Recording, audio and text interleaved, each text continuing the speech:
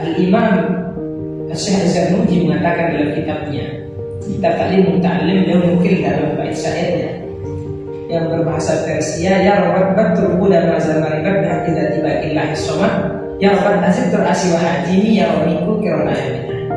Yang artinya, jadi teman yang buruk itu akan selalu membawa seorang itu ke dalam keburukan, dan teman yang buruk itu lebih buruk daripada ular yang berbisa, dan teman yang buruk itu bisa membawa kita ke dalam neraka jahim.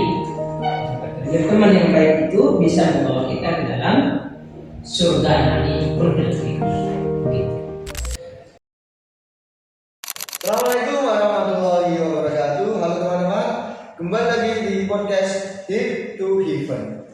Kali ini kita akan membawakan suatu tema, yaitu urgensi menjaga sholat dalam kehidupan mahasiswa muslim. Telah datang bersama kita berdua, yaitu Bang Multazam dan Bang Gifari. Gimana kabarnya kalian berdua? Alhamdulillah sehat.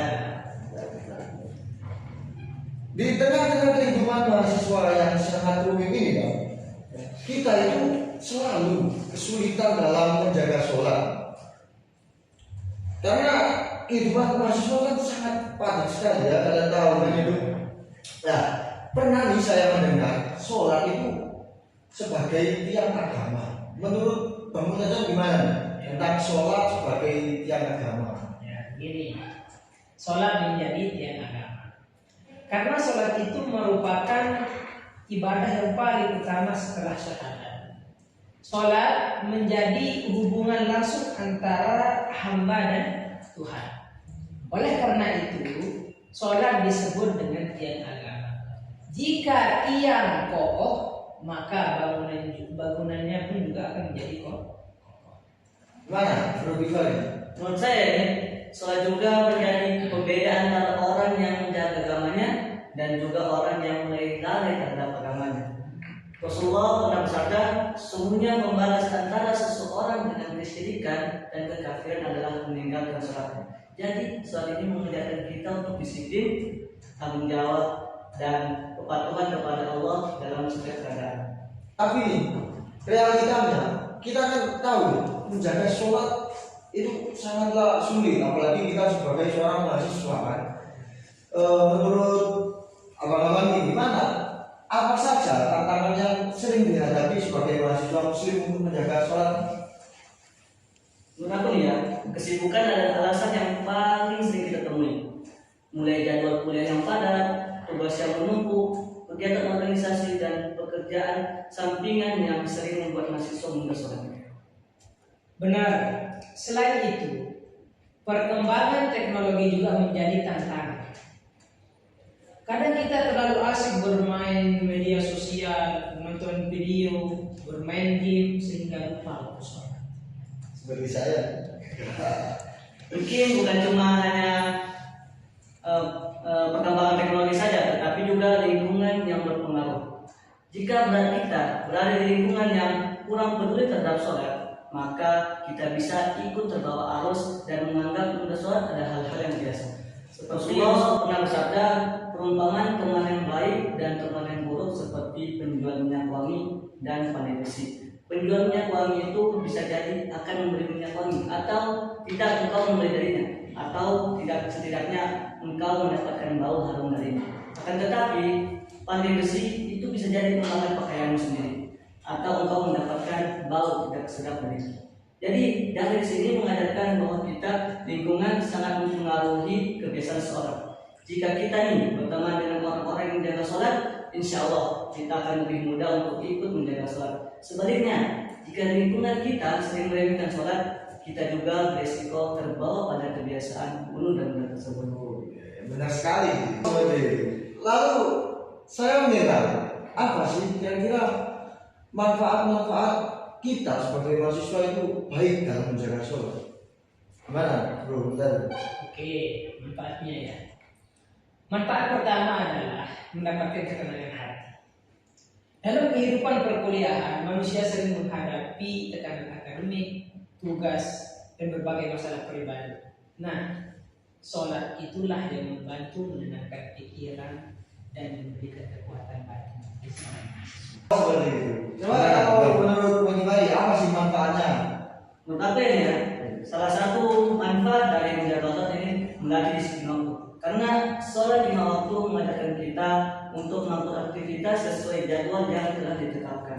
Kebiasaan ini sangat membantu mahasiswa dalam mengelola waktu belajar dan aktivitas lainnya. Bahkan ya, dari sisi kesehatan, gerakan sholat itu yang dilakukan dengan benar dapat membantu menjaga kebugaran tubuh karena melibatkan berbagai anggota badan secara Tiga. Wah, menarik sekali sampai efeknya sholat itu sampai ke kesehatan ya ternyata. Lalu bagaimana sih kita bisa tetap menjaga sholat di tengah kesibukan mahasiswa yang sangat padat ini? Gimana tuh? cara menjadi istiqomah. Iya, cara istiqomah kita. Cara istiqomah yang pertama, kita itu harus selalu tajdid niat, itu memperbaharui niat. Yakini bahwa sholat itu adalah kebutuhan kita, bukan malah menjadi beban kita.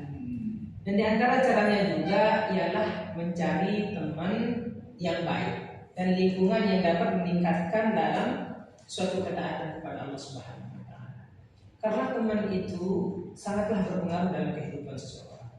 Al-Imam Syekh Az-Zarnuji mengatakan dalam kitabnya Kitab Ta'lim Muta'allim, beliau mukil dalam bait syairnya yang berbahasa Persia, ya Rabb batrubu dan mazal maribat dah idza tibaqillahi somad, ya Rabb azib terasi wa hajimi, ya Rabbiku kirona yamina. Yang artinya, jadi teman yang buruk itu akan selalu membawa seorang itu ke dalam keburukan, dan teman yang buruk itu lebih buruk daripada ular yang berbisa, dan teman yang buruk itu bisa membawa kita ke dalam neraka jahim, dan teman yang baik itu bisa membawa kita ke dalam surga nanti pun nanti. Begitu. Dan yang terakhir tidak kalah penting, berdoa kepada Allah Subhanahu wa taala agar diberikan kekuatan untuk bisa istiqomah. Karena pada pikirnya istiqomah adalah pertolongan dari Allah Subhanahu wa taala. Belum.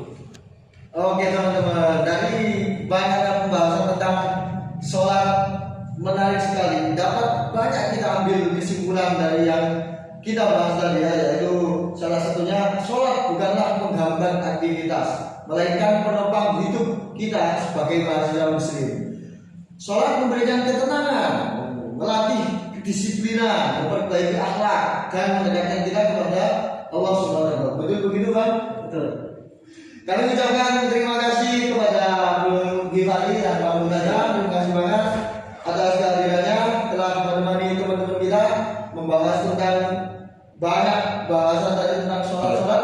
Semoga yang disampaikan oleh Bang Munajat dan Bang Gifari bisa bermanfaat bagi kita semua dan bisa menjadi pengingat bagi kita semua untuk terus menjaga sholat dan berusaha istiqomah dalam menjalankannya. Oke, sebelum kita sama-sama teman-teman dulu, ayo Bang.